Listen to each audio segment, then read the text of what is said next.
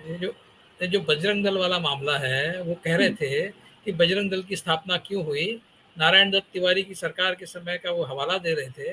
बात ये है कि उस समय तो नारायण दत्त तिवारी की सरकार थी और अगर नारायण दत्त तिवारी किसी रथ का अगर संरक्षण नहीं कर रहे थे, इसलिए आपने बजरंग दल बनाया। चलिए ठीक है, वो फिर भी गलत ही था, लेकिन आज तो आपकी एनकाउंटर स्पेशलिस्ट सरकार है, वहाँ पर हुँ, बजरंग दल का क्या काम है? वहाँ पर आदित्यनाथ जैसे इतने पहाड़ी नेता है आपके जो ट्रिगर हैप्पी चीफ मिनिस्टर जिसको कहा जा सकता है कि भाई आए दिन किसी को भी ठुकवा देते हैं। ऐसे समय में ऐसे राज्य में ऐसे समय में बजरंग दल का क्या काम है? उस समय आप उत्तर प्रदेश में बजरंग दल को बर्खास्त कर दीजिए या फिर नीचे बंद कर दीजिए उनके जो भी ऑफिसेस हैं उनको बंद कर दीजिए। तो बजरंग दल जो नॉन स्टेट एक्टर है वो बनाया ही इसलिए है कि वो लोगों को आतंकित करे। ऐसे सारे लोगों को सिर्फ मुसलमानों को नहीं, वो उन हिंदुओं को भी वो आतंकित करे जो हिंदू उनके खिलाफ बात करते हैं। तो बीजेपी का जो आतंकवाद है, बीजेपी जिस आतंकवाद में विश्वास करती है वो आतंक सिर्फ मुसलमानों के खिलाफ नहीं है, वह ऐसे हिंदुओं के खिलाफ भी है जो उनकी बात को काटते हैं। जिस तरह के मैसेजेस बीजेपी की तरफ से जा रहे हैं सारे इलेक्टोरेट को, भाई जंतर मंतर में जो कुछ भी हो रहा है, आप कहते हैं बेटी बचाओ बेटी पढ़ाओ, इस तरह के सोशल मीडिया में अभी कैंपेन चल रहे हैं, बेटी को आप बचाओ मैं बलात्कारी को बचाऊंगा। मोदी जी का उसमें चित्र आ रहा है।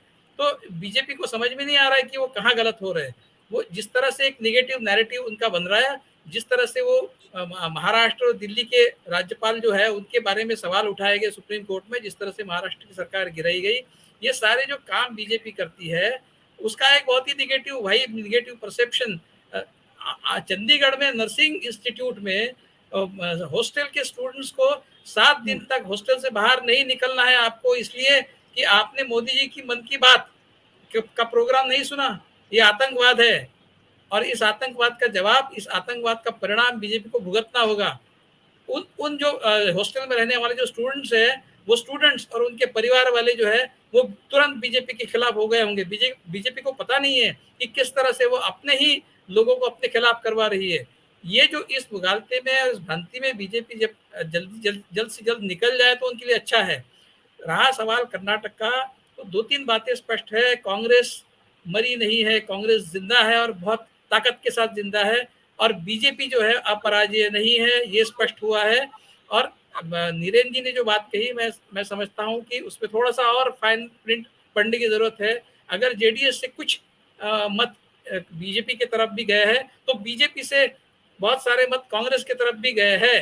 तो ये कुल मिलाकर एक सर्कुलर प्रोसेस भी हुआ है वहां पर। नहीं तो बीजेपी का जो प्रतिशत है वो 37 से 36 नहीं होता।